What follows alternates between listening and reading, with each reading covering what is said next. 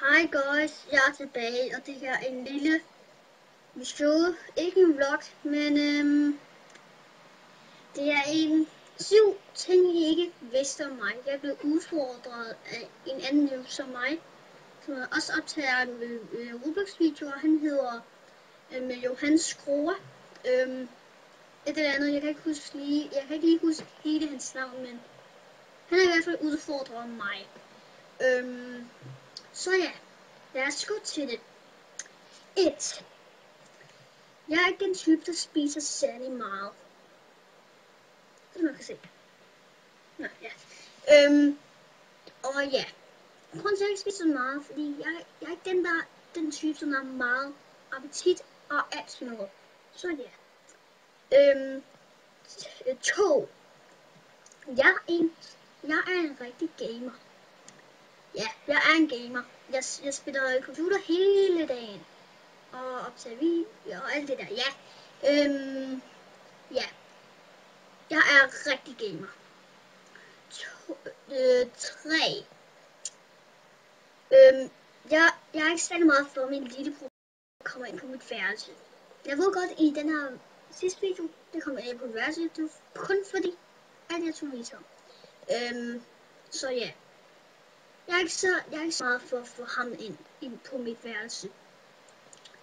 4. Jeg er faktisk mega stor fan af Robin Sams. Jeg skal nok lave længe til dem.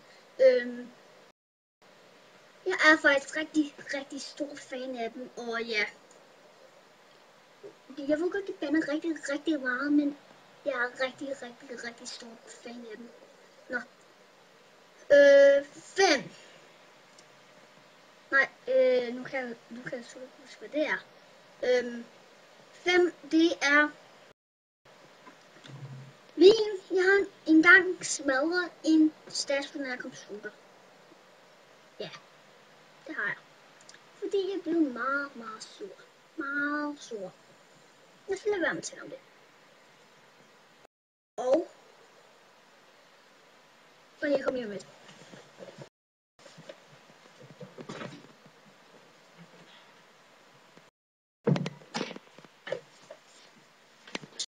Sådan, ja. Ting. 6. Ja. 6, det er, jeg har faktisk en rigtig sugekopskyder.